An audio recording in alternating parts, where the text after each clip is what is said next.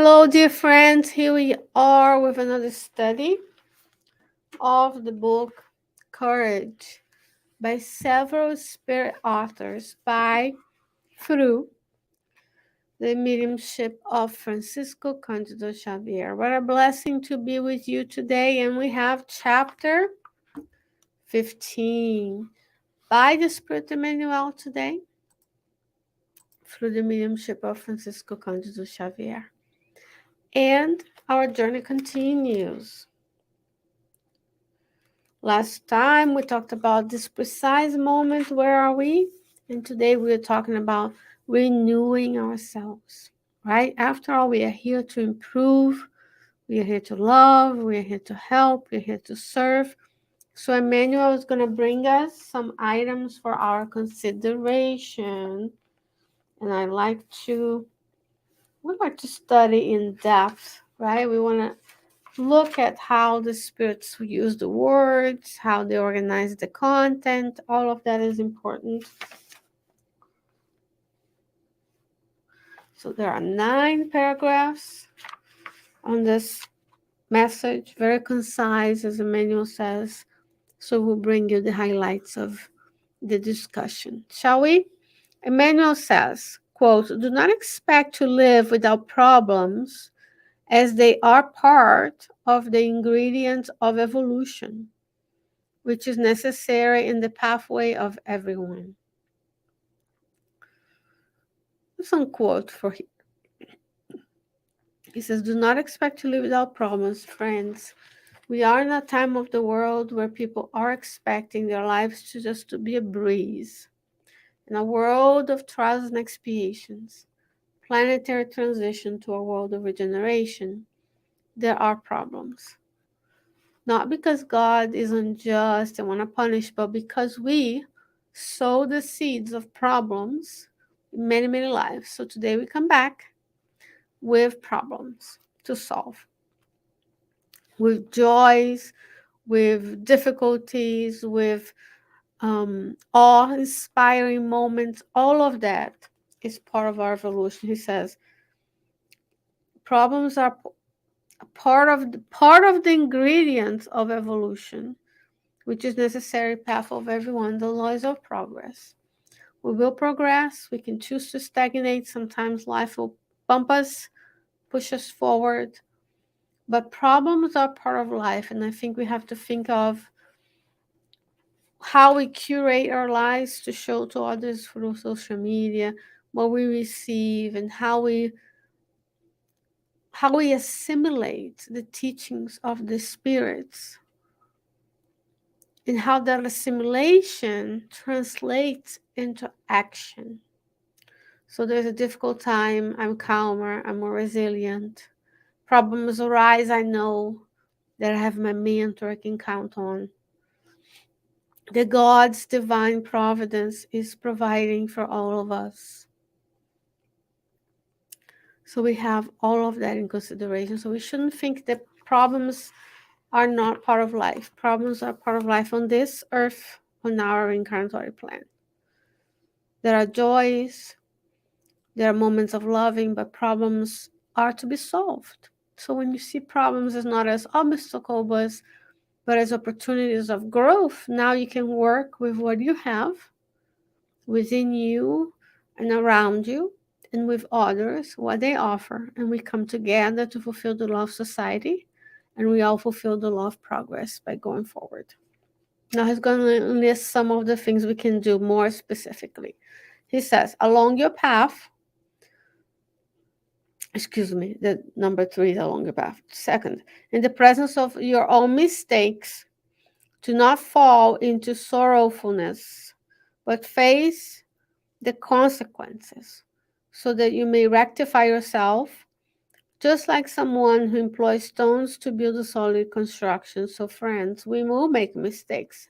At this level of evolutionary journey, we'll continue to make mistakes. The ghosts make glass, and he says here, don't be sorrow. Don't bring yourself into regret, shame, guilt, but face the consequence. So I made a mistake. I harmed someone or myself, and I go and I say, I'm sorry, I did this. How can I make amends? so we can rectify, we can do better next time. And we have to allow, to a certain extent, people to make mistakes. We can warn them, we can shelter them, but then they will not be prepared for life. So we need to coach people into problem solving. Tell them that they are a spirit, they're loved by God, their mentors are there to help us and inspire us, and to some of us who are sensitive mediums to directly connect with us, talk and hear and see them. But if you're not, don't fear, they're there too. Our conscience is going to tell us, I'm here with this people, with not that people, in this part of the planet, nor in that other part of the planet, but we'll make mistakes. So the goal is less mistakes, and if mistakes or when mistakes, learn from them. What can I take with me? And make amends, rectify, go after, own up to the consequences of making a mistake. 3, along your path, to not waste time and serenity in the presence of possible obstacles. Realizing that those who presumably are upsetting us are in fact upsetting themselves. How many of us live in the future in anxiety, or live in the past thinking about the things we could have done differently, in regret and shame and guilt? So we live today, possible obstacles, people who may come our way. He says those are things to not waste time with. So how many of us spend time planning everything, every single scenario, like we're preppers, only to worry about things that are very unlikely to happen or won't happen? So today we are here together. So what are the obstacles I have right now, today, in this decade, in my life, in my family, my work, with my children, whatever it is for you? Not what could be tomorrow, not what was yesterday.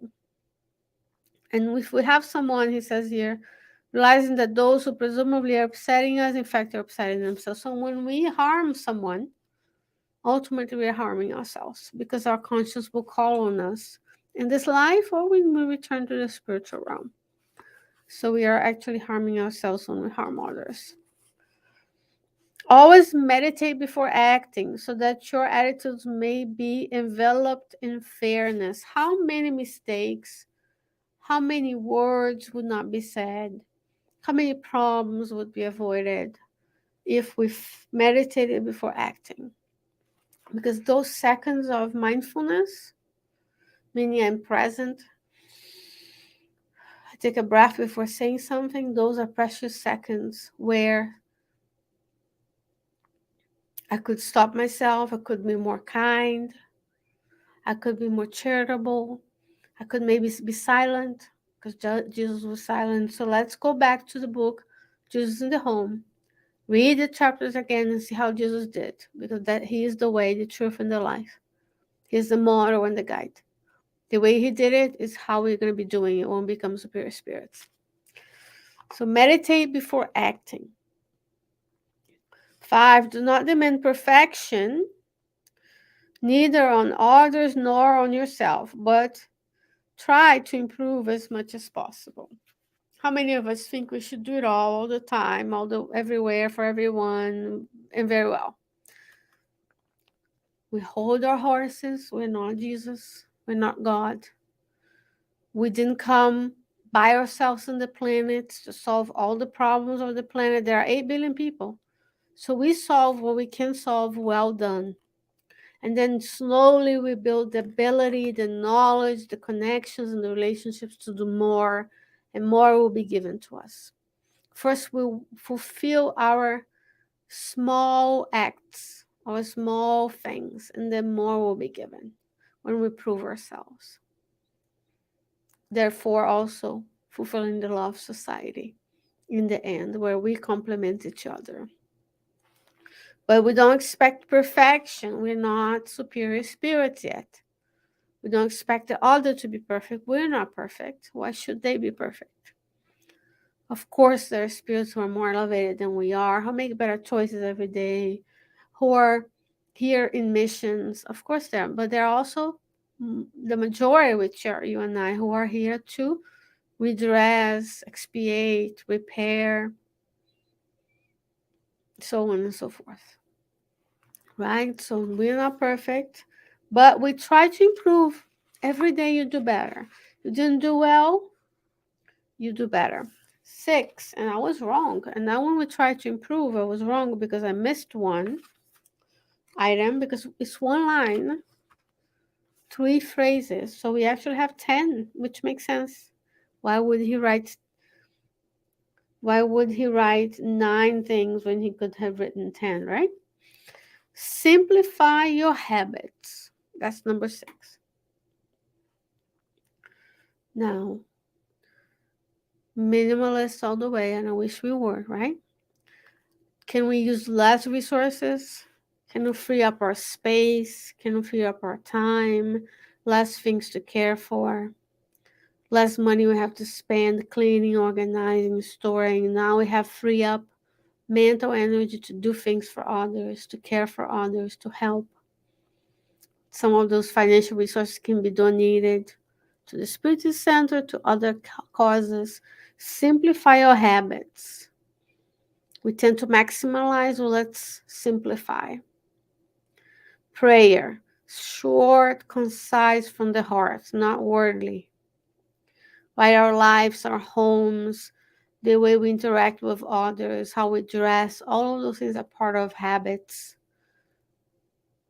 Especially if before acting, you meditate. Before buying the car, you meditate. Before buying the clothes, you meditate. Before doing this, you meditate. We simplify. We look for ways to simplify. That's a manual. 7, try humbleness and silence every time that violence or irritation cross your path.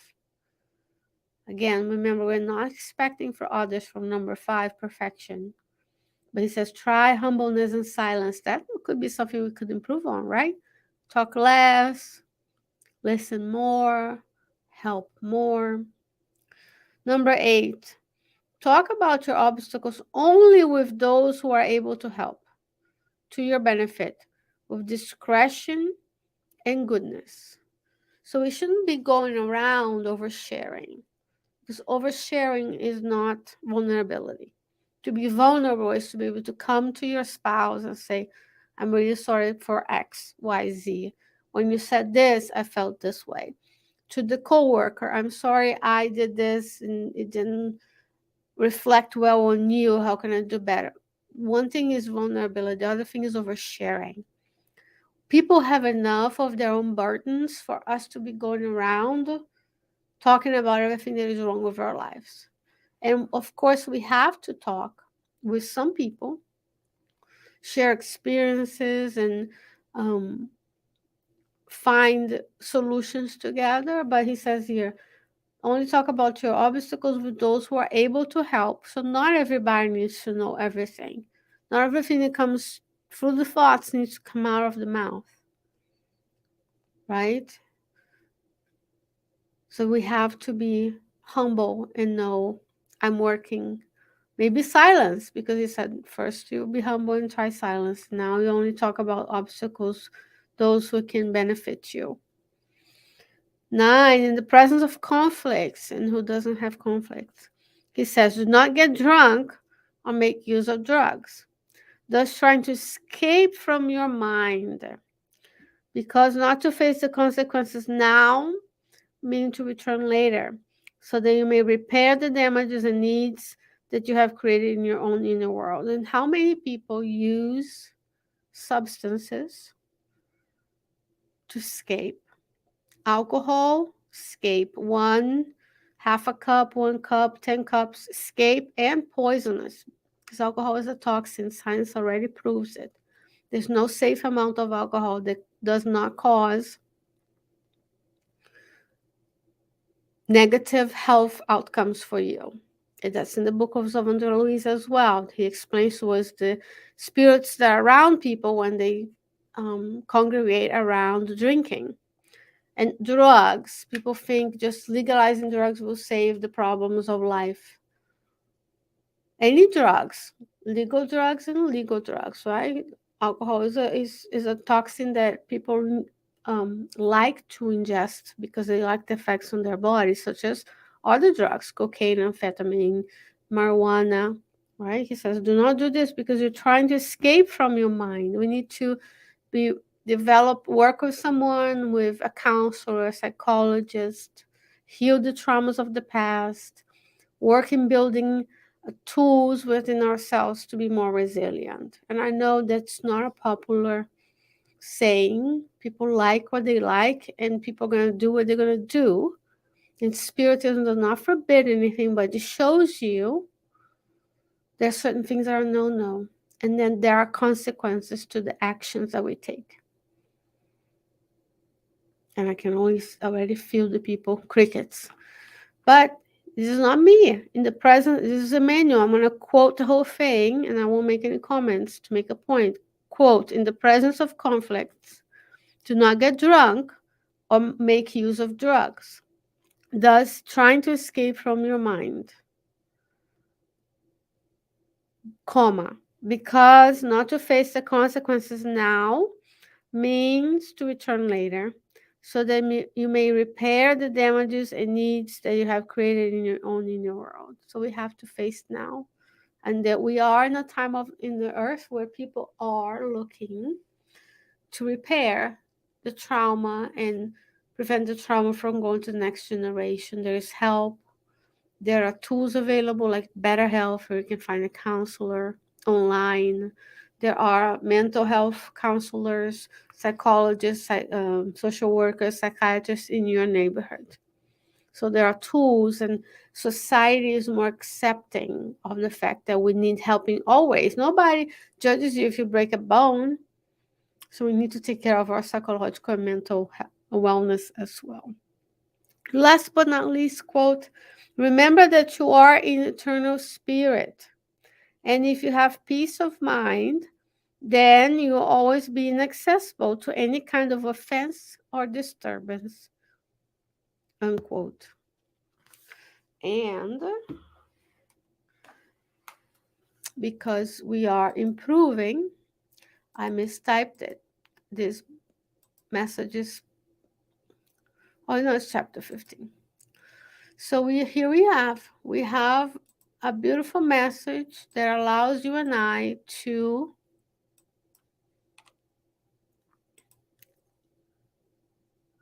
study and talk about how we can renew ourselves each and every day, how we can be better in our interactions with others when obstacles come, when conflicts come. But let's simplify, let's meditate, let's be of service.